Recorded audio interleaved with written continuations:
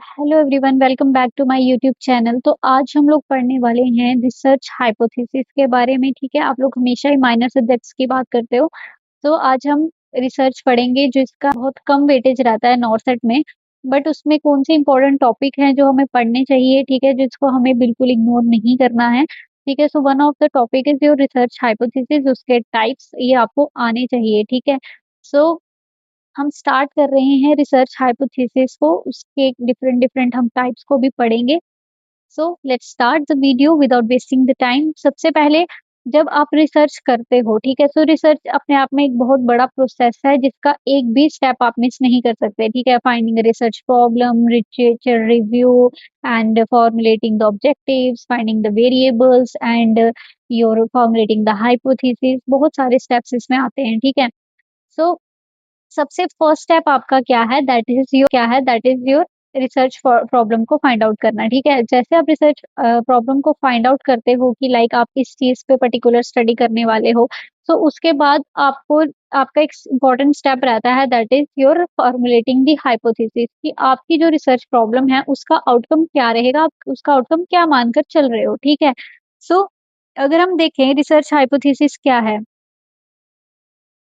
सो research hypothesis एक tentative answer है to the research problem. जो रिसर्च प्रॉब्लम आपने डिसाइड की है उसका एक टेंटेटिव आंसर, यानी tentative means uncertain.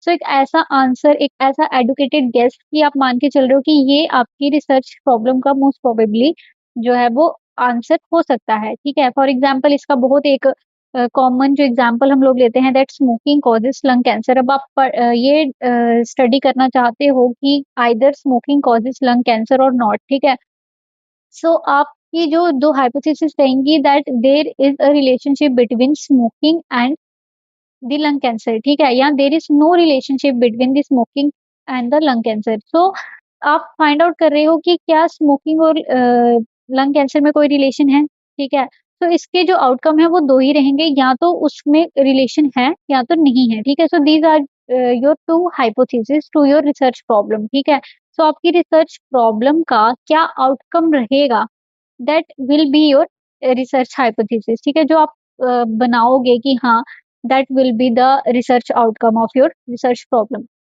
For example एक और एग्जाम्पल अगर मैं आपको दूं, सो हम जब फोर्थ ईयर में थे, when I was in fourth year, तो हमने जो स्टडी की थी दैट उस स्टडी की जो स्टेटमेंट थी, जो रिसर्च प्रॉब्लम थी, वो इस तरीके की थी कि like a pre-experimental study to evaluate the effectiveness of the structured teaching program on knowledge regarding telemedicine among the first BSc first year nursing students। ठीक है, सो हम लोग अपनी स्ट्रक्चर टीचिंग प्रोग्राम एसटीपी जो हमने बनाया था टेलीमेडिसिन के ऊपर पूरा क्वेश्चनियर वगैरह रेडी करके, उसका जो हम लोग प्रेजेंटेशन देने वाले थे, सो उसका हमने इफेक्टिवनेस चेक करनी थी कि बच्चों पर उनकी नॉलेज पर उस क्या असर आ रहा है। ठीक है, लाइक उनकी नॉलेज इंक्रीज हुई है या उन्हें पहले से नॉलेज थी, या हमारे स्टडी के बाद उनकी नॉलेज में इम्प्रूवमेंट हुई है नहीं हुई है। ठीक है, जो हमारी हाइपोथेसिस थी वो कैसे रहने वाली थी कि लाइक हमारी स्टडी के बाद बच्चों का जो नॉलेज है रिगार्डिंग टेलीमेडिसिन वो है जो वो इंक्रीज हुआ है। ठीक है, so this is the kind of hypothesis कि that there is a relationship. ठीक है, इसका हम रिलेशनशिप फाइंड आउट करते हैं बिटवीन द टू वेरिएबल्स। ठीक है, अब देखो हाइपोथेसिस एक फॉर्मल स्टेटमेंट है that presents the expected relationship between independent and the dependent variables. अब वेरिएबल्स भी हैं जो वो आपकी स्टडी के बहुत ही इंपॉर्टेंट पार्ट हैं। ठीक है, अगर आपको वेरिएबल्स पे वीडियो चाहिए होगी तो आप मुझे कमेंट सेक्शन पे बताना, मैं उसके डिफरेंट टाइप्स आपको समझा दूंगी। There are different kind of variables, demographic variable, independent dependent variables, ठीक है, एक्सटर्नल वेरिएबल्स। ठीक है, बहुत सारे वेरिएबल्स भी होते हैं। If you want then I will make a video on it separately. So अभी हम यहाँ बात कर रहे हैं डिपेंडेंट एंड इंडिपेंडेंट वेरिएबल की। जो आपकी हाइपोथेसिस है वो एक ऐसे काइंड ऑफ फॉर्मल स्टेटमेंट है जो बताती है relationship between dependent and the independent variables. अब इंडिपेंडेंट और डिपेंडेंट वेरिएबल्स क्या है, मैं आपको थोड़ा सा अगर आइडिया दे दूं। सो इंडिपेंडेंट वेरिएबल वो है जो आपके जो आपके स्टडी में आप जिस जो आप ट्रीटमेंट दे रहे हो या फिर जो जिस पे आप एक्सपेरिमेंट करने वाले हो। ठीक है, इंडिपेंडेंट वेरिएबल जो रिसर्चर मैन्युपुलेट कर सकता है, एंड डिपेंडेंट वेरिएबल जो मैन्युपुलेटेड होता है by your independent variable. For example देखो, like smoking, causes lung cancer. ठीक है। अब जो स्मोकिंग है वो आपका इंडिपेंडेंट वेरिएबल है, ठीक है। इसको रिसर्चर है जो वो मैनिपुलेट करेगा कि वो कुछ ग्रुप ऐसा ग्रुप लेगा जिसमें स्मोकर्स हैं, ठीक है, एक ग्रुप लेगा जिसमें नॉन स्मोकर्स हैं, ठीक है। So this smoking is manipulated by the researcher, या जिसपे काइंड ऑफ एक्सपेरिमेंट जिसपे वो करना चाह रहा है, ठीक है। एंड लंग कैंसर, अब जो ग्रुप स्मोकिंग कर रहा है और अगर उन्हें लंग कैंसर हो रहा है, ठीक है, सो लंग कैंसर है जो वो आपका मैनिपुलेट हो रहा है बाय द स्मोकिंग, ठीक है। सो एक मेन चीज आपको याद रखनी है कि जो इंडिपेंडेंट वेरिएबल है that is your cause and dependent variable is your effect, ठीक है। और जो डिपेंडेंट वेरिएबल है that is manipulated bye your independent variable, ठीक है। समझ में आ रही है बात? अब देखो, आपकी जो आप जो हाइपोथेसिस है वो आप कहाँ से बना सकते हो, क्या-क्या सोर्सेज़ रहते हैं, लाइक आपके प्रोफेशनल जर्नल्स हो गए, ठीक है?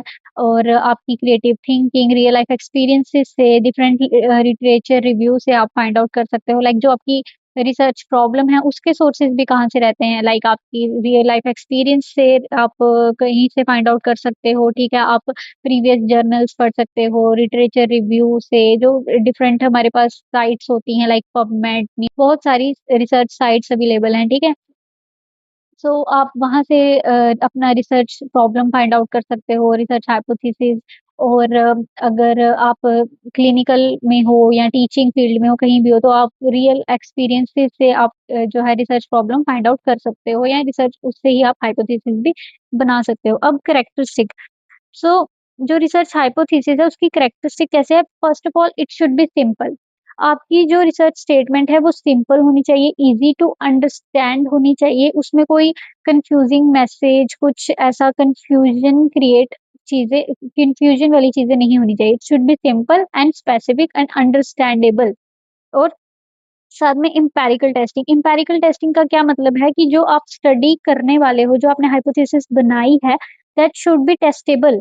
वो टेस्टेबल होनी चाहिए। आपने कोई ऐसी चीज लिख दी जिसको आप एक्सपेरिमेंट नहीं कर सकते, जिसको आप टेस्ट ही नहीं कर सकते, तो उस चीज का, वो हाइपोथेसिस का कोई फायदा नहीं है, that is useless. Okay. So आपको कुछ ऐसी हाइपोथेसिस बनानी है, like there is a relationship between smoking and lung cancer, तो क्या आप इसको फाइंड आउट कर सकते हो? यस। अब आप कोई ऐसी हाइपोथेसिस बना दो जिसको आप एक्सपेरिमेंट ही नहीं कर सकते, ठीक है? जिसको आप प्रूव ही नहीं करते, या जिसको आप टेस्ट नहीं कर सकते, उसका कुछ रियल से कुछ सिनेरियो नहीं है, ठीक है? तो प्रैक्टिकली पॉसिबल नहीं है, तो वो हाइपोथेसिस कैसे वर्क करेगा, ठीक है? सो एम्पिरिकल टेस्टिंग का मतलब क्या है? ऐसी हाइपोथेसिस जो टेस्टेबल हो, ठीक है? चलो नेक्स्ट। नेक्स्ट है आपकी the different kind of hypothesis. So there are different kind of hypothesis, like your simple और complex hypothesis, directional and non directional, associative and casual, null and alternate hypothesis. अगर मैं आपको थोड़ा थोड़ा आइडिया दूं इसके बारे में यहीं पर, क्या है simple hypothesis, sorry, so simple और कॉम्प्लेक्स हाइपोथेसिस, सिंपल और complex hypothesis both are opposite to each other. Like simple में क्या है कि आपको एक सिंगल वेरिएबल का रिलेशनशिप फाइंड आउट करना है, ठीक है? There is a single independent variable and single dependent variable. मैं आपको इसको फॉर एग्जांपल के साथ समझाऊंगी, यहाँ पे मैं आपको जस्ट एक आइडिया दे रही हूँ, ठीक है? जिसमें हम सिंगल वेरिएबल का रिलेशनशिप स्टडी कर रहे हैं, ठीक है? और कॉम्प्लेक्स का उसका उल्टा, लाइक जहाँ पे आपके पास मल्टीपल वेरिएबल्स हैं, ठीक है? डायरेक्शनल और नॉन डायरेक्शनल हाइपोथेसिस आपकी रहेगी, लाइक आप एक ऐसी हाइपोथेसिस आपने बनाई है जो आपको एक डायरेक्शन दे रही है कि like it's a positive relationship, it's a negative relationship, it decreases, it's increases, ठीक है? इस तरीके का कुछ कीवर्ड रहेंगे आपके। और नॉन डायरेक्शनल में आपका क्या रहेगा? नॉन डायरेक्शनल में देयर इज नो कीवर्ड, बस आपको पता चलेगा कि कुछ रिलेशनशिप है, पॉजिटिव रिलेशनशिप है, नेगेटिव रिलेशनशिप है, उन 2 चीज़ों से, उन वेरिएबल्स से इंक्रीजिंग इफेक्ट आ रहा है, डिक्रीजिंग इफेक्ट आ रहा है, वो आप फाइंड आउट नहीं कर पाओगे, that is your non directional, ठीक है? एसोसिएटिव है जो वो रिलेशनशिप बताता है कि पॉजिटिव है, नेगेटिव है, ठीक है? और casual is your like cause and effect kind of hypothesis, वो मैं आपको अभी समझाऊँगी। And null and alternate hypothesis are 2 hypothesis जहाँ पर एक हाइपोथेसिस है जो वो बता रहा है that there is no relationship, and other hypothesis बता रहा है कि that there is a relationship. ठीक है, अब इनको हम एग्जांपल से समझते हैं। अब देखो, सबसे पहले आपका है सिंपल हाइपोथेसिस। सिंपल हाइपोथेसिस क्या है? Predict the relationship between the single variable. ठीक है, अब सिंगल वेरिएबल कौन सा है आपका? Dependent and independent variable. Like single variable आप मान के चलो smoking and lung cancer. So इसमें आप, ये आपकी हाइपोथेसिस होगी like that there is a relationship between the smoking and the incidence of lung cancer. ठीक है, सो इसमें आप देख रहे हो एक वेरिएबल को आप पढ़ रहे हो, लाइक जो स्मोकिंग है that is independent variable and it cause the lung cancer. ठीक है, सो आप इसमें एक ही वेरिएबल, सिंगल वेरिएबल, एक इंडिपेंडेंट एक डिपेंडेंट वेरिएबल को स्टडी कर रहे हो। ठीक है, इसमें बहुत से एग्जांपल हैं लाइक स्ट्रेस कॉज डिप्रेशन। ठीक है, एक single independent variable and your dependent variable is single, that is depression.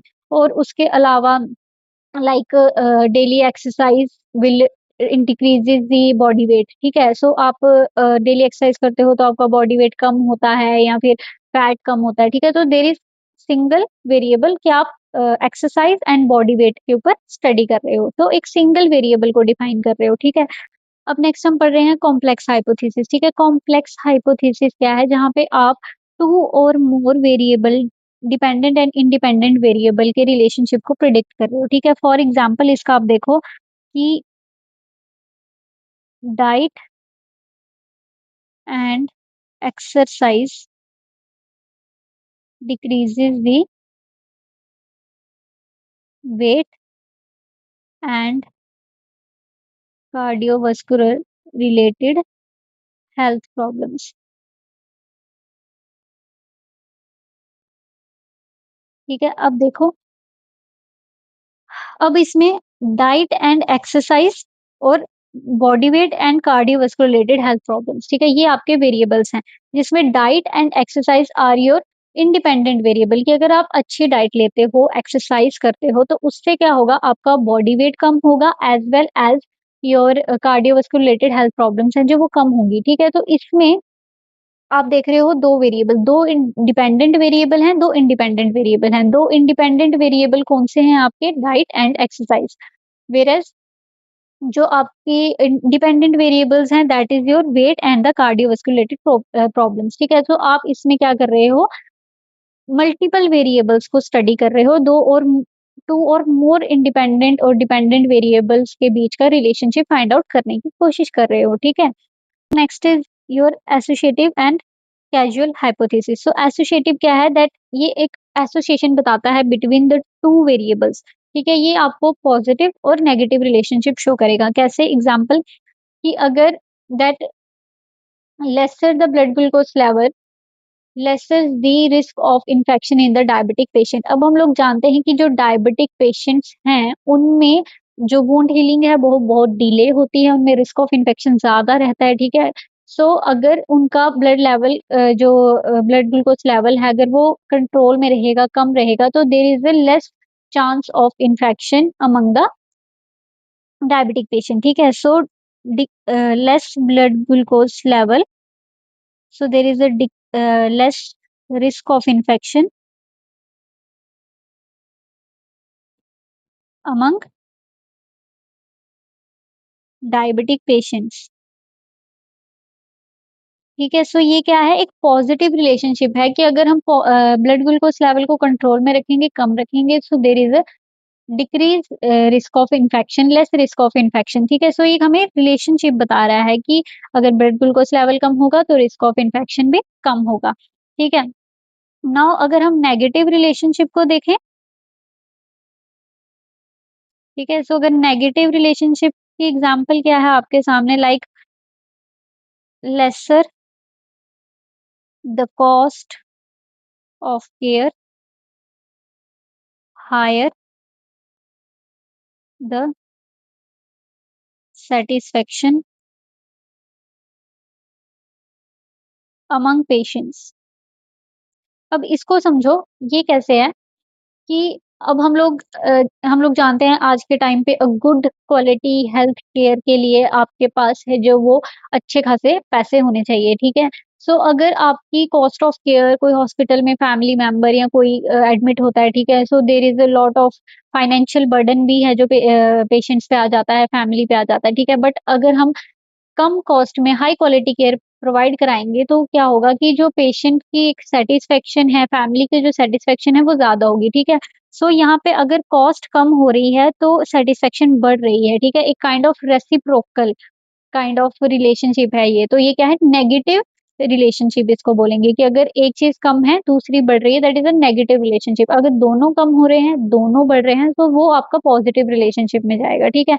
So lesser the cost of the care, then higher the chance of satisfaction among the patients. तो ये क्या है? आपका negative relationship है। ये क्या है? आपको एक एसोसिएशन शो कर रहा है between the cost of care and the satisfaction. और जो पॉजिटिव रिलेशनशिप में था वो क्या था? आपको एसोसिएशन शो कर रहा था between the blood sugar level and the risk of infection, ठीक है। अब नेक्स्ट देखो, कैजुअल हाइपोथेसिस क्या है? ये प्रिडिक्ट करता है the relationship between cause and effect of independent dependent variable, ठीक है, कि कॉज एंड इफेक्ट रिलेशनशिप और इंटरेक्शन जो इंडिपेंडेंट और डिपेंडेंट वेरिएबल में हो रही है, ठीक है। Cause and the effect, for example जो मैं आपको शुरू से दे रही हूँ example, that is smoking causes lung cancer. तो स्मोकिंग क्या है? कॉज है, एंड जो इफेक्ट है that is your lung cancer. इसका अनदर एग्जांपल हम अगर लें कि पिन साइट इन्फेक्शन है जो वो कम हो रही है among the patient who are receiving the pin site care with the hydrogen peroxide than those who receive the pin site care from the povidone iodine, ठीक है। सो इसमें आपको कॉज एंड इफेक्ट का पता चल रहा है कि लाइक अगर आप हाइड्रोजन पेरोक्साइड से पिनसाइट इन्फेक्शन को पिनसाइट केयर दे रहे हो, तो उससे क्या हो रहा है? इफेक्ट क्या आ रहा है कि पिनसाइट इन्फेक्शन कम हो रही है, ठीक है। और अदर देन दैट अगर आप पोविडिन आयोडीन से दे रहे हो, तो उसमें उतना रिजल्ट नहीं आ रहा जितना हाइड्रोजन पेरोक्साइड से आ रहा है, ठीक है।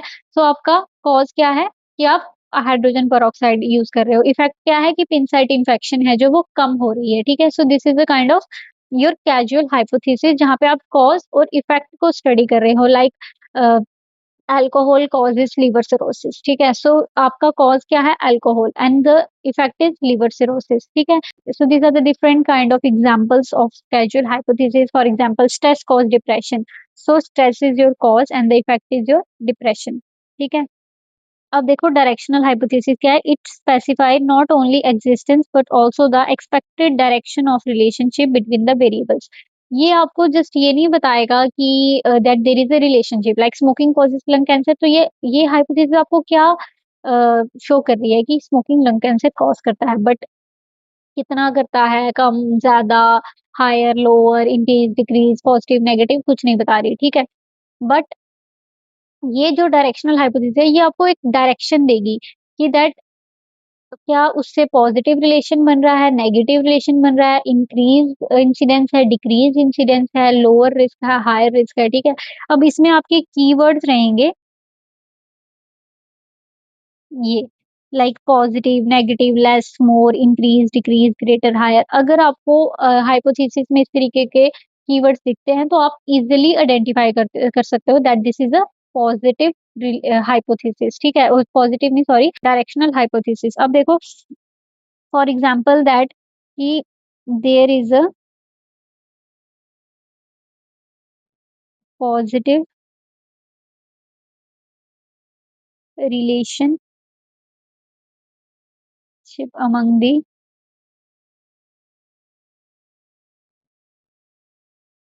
year of experience and job satisfaction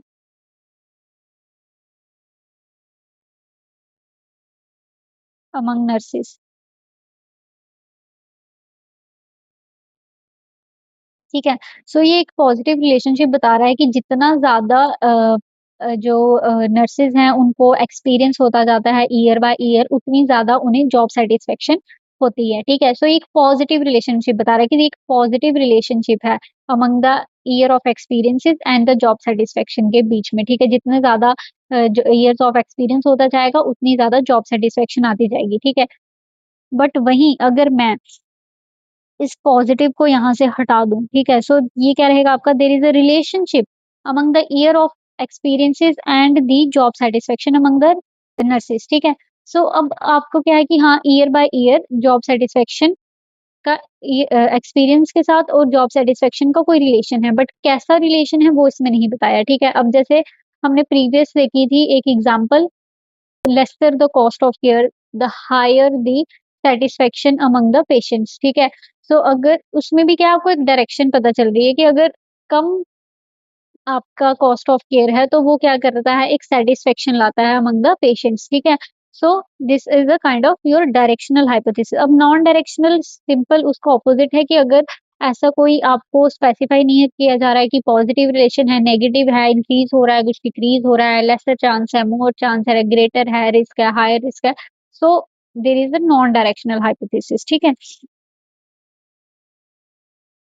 next is your null hypothesis. Null hypothesis and alternate hypothesis. Null hypothesis को हम एच नॉट से डिनोट करते हैं और अल्टरनेट को H1 या फिर HA से भी करते हैं, ठीक है। अब जो नल हाइपोथेसिस है उसको हम स्टैटिस्टिकल हाइपोथेसिस भी बोलते हैं, और इस ये क्या हमें बताता है that there is a no relationship between the dependent and the independent variable, ठीक है। तो मैंने आपको स्टार्टिंग में बताया था कि जब आप हाइपोथेसिस बनाओगे तो उस केस में आपका एक हाइपोथेसिस होगा जो रिलेशनशिप शो करेगा अमंग द वेरिएबल्स, और एक हाइपोथेसिस होगा जो रिलेशनशिप शो नहीं करेगा अमंग द वेरिएबल्स, जिसको हम बोलते हैं null hypothesis. Like there is a relationship between smoking and the lung cancer, there is a no relationship between the smoking and the lung cancer, ठीक है। सो वो आपका नल हाइपोथेसिस रहेगा। और अल्टरनेट हाइपोथेसिस को हम रिसर्च हाइपोथेसिस भी बोलते हैं, ठीक है। जो नल हाइपोथेसिस को हम क्या स्टैटिस्टिकल हाइपोथेसिस भी बोलते हैं। अब अल्टरनेट हाइपोथेसिस है जो उसको हम रिसर्च हाइपोथेसिस बोलते हैं, वो हमें रिलेशनशिप बताता है between the two variables, like जो स्मोकिंग है जो वो लंग कैंसर कॉज करती है, ठीक है। सिंपल जो आपका cause and effect kind of relationship बता रही है, ठीक है। So these are your two kind of null hypothesis and the alternate hypothesis. अब हाइपोथेसिस के साथ ही एक टॉपिक पढ़ा जाता है जिसको हम बोलते हैं एजम्पशंस, ठीक है। सो अभी हम देखते हैं व्हाट इज एजम्पशंस, उसके क्या टाइप हैं, और हम इनको कंपैरेटिवली स्टडी करेंगे। जब भी आप किसी चीज को कंपेयर करके पढ़ते हो, लाइक मैंने प्रीवियस वीडियो में बताया था योर डिस्प्लेजिया ऑफ हिप में बार्लो एंड ऑर्टोलेनी, ठीक है। तो कंपेयर करके क्या हो जाता है, आपके लिए इजी हो जाता है किसी भी चीज को पढ़ना। Like hypothyroidism and hyperthyroidism symptoms आप कंपेयर करके पढ़ो, डायबिटीज इंसिपिडस एंड SIADH के जो सिम्टम है कंपेयर करके पढ़ो, तो वो आपको इजीली याद हो जाते हैं। तो कंपैरेटिवली अगर आप स्टडी करते हो तो वो कहीं ना कहीं एक काइंड ऑफ स्मार्ट स्टडी है जो आपका टाइम भी बचाएगी, आपके लिए इजी टू लर्न हो जाएगा, ठीक है। अब देखो assumptions क्या है। An assumption is a realistic expectation which is something that we believe to be true। अब हाइपोथेसिस है जो वो एक टेंटेटिव आंसर था, एक एडुकेटेड गेस था, बट ये एक ऐसी चीज है जो आप मान के चल रहे हो कि सच है, ठीक है। जिसको आप एक रियलिस्टिक एक्सपेक्टेशन की तरह मान के चल रहे हो कि ये सही ही है, ठीक है। इन स्पाइट ऑफ दैट कि उसका कोई एविडेंस नहीं है, आप उसको किसी सिग्निफिकेंट फैक्ट के साथ, कोई साइंटिफिक फैक्ट के साथ आप उसको प्रूफ नहीं कर सकते हो, ठीक है। सो आप जस्ट एक सिनेरियो को मतलब मान के चल रहे हो कि ये चीज है जो वो सही है, ठीक है। और most of the universe society में उसे है जो वो सही माना जाता है, ठीक है। So these are your kind of assumptions, ठीक है। In other words, an assumption is an act of faith which does not have an empirical evidence to support it। Same चीज जो मैंने बोली कि ऐसी चीज जो आप मान के चल रहे हो सही है, ठीक है, without its evidence, without its empirical testing. assumption are the statement जो हम that are taken for granted and considered to be true। ऐसी चीजें जो आप सही मान के चल रहे हो in spite of their scientifically tested हैं वो या नहीं है, उनका कोई सिग्निफिकेंट प्रूफ है कि नहीं है, ठीक है। तो हम उस चीज को जो है वो सच मानकर चलते हैं, ठीक है। इनका कोई सिग्निफिकेंट फैक्ट नहीं होता। अब अगर हम समझे the difference between the hypothesis and the assumptions, ठीक है। सो पहले अगर आप देखो तो हाइपोथेसिस है जो वो ग्रीक वर्ड से आया है, वर्ड दैट हाइपोथीनिया, जिसका मतलब है टू पुट अंडर और टू सपोज, हम मानकर चल रहे हैं, ठीक है। और वो आपकी जो हाइपोथेसिस है वो सही भी हो सकती है, आपकी गलत भी हो सकती है। Like smoking causes lung cancer, smoking doesn't cause lung cancer, ठीक है।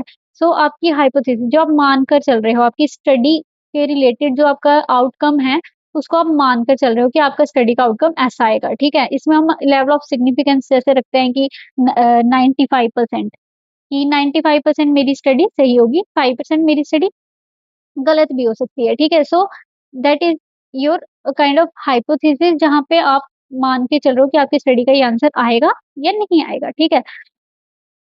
एक गेस, जिसको हम क्या बोल रहे थे, एडुकेटेड गेस, ठीक है, कैलकुलेटिव गेस। अब एजम्पशन क्या है, ये ड्राइव हुआ है from the Latin word assumptio, meaning taking और अडेप्टेशन, जिसको आपने अडेप्ट कर लिया, जिसको आपने मान लिया है कि ये चीज सही है, that are considered to be true.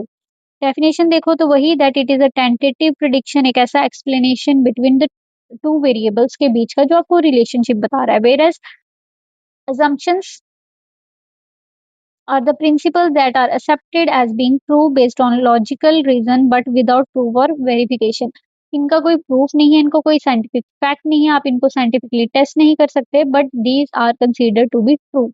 For example that God is everywhere and God governs the universe and everything, ठीक है, कि भगवान है। तो कुछ एक बिग पार्ट ऑफ सोसाइटी मानता है कि भगवान है, कुछ नहीं मानते हैं कि भगवान नहीं है, ठीक है। बट इस चीज का हमारे पास कोई साइंटिफिकली प्रूफ नहीं है, बट जो लोग मानते हैं वो मानते हैं, जो लोग नहीं मानते वो नहीं मानते। सो this is a assumption reasoning. अब जो हाइपोथेसिस है आप उसको अपनी स्टडी करके प्रूव कर सकते हो, एक लॉजिकल रीजन दे सकते हो, बट अजम्पशन में मोस्ट प्रोबेबली लॉजिकल रीजन हो भी सकता है, नहीं भी हो सकता है, ठीक है, एज सच नहीं है। और mostly there is know kind of fact और साइंटिफिक टेस्ट इसका नहीं होता, ठीक है, यूज। अब हाइपोथेसिस हम एक्सपेरिमेंटल को रिलेशनल स्टडीज से प्रूव कर सकते हैं, और जो एजम्पशन है वो descriptive qualitative kind of studies में यूज किया जाता है, ठीक है। टाइप्स देखो, टाइप्स ऑफ assumptions, ठीक है।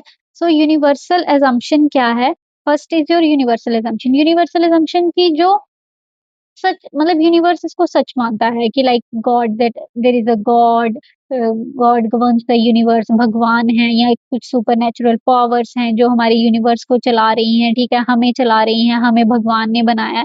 So these are kind of universal assumption, जिसको big part of population, big part of society है जो वो सच मानता है, ठीक है। थ्योरेटिकल assumptions आपके आगे जो आप कुछ थ्योरी से है जो उनको डिराइव करते हो, लाइक रॉय एडेप्टेशन मॉडल से, your orange theory, environmental theory, उनसे कुछ जो चीजें हैं आपने वो सच मान ली हैं, ठीक है, तो उसको आप थ्योरेटिकल assumption बोलते हो।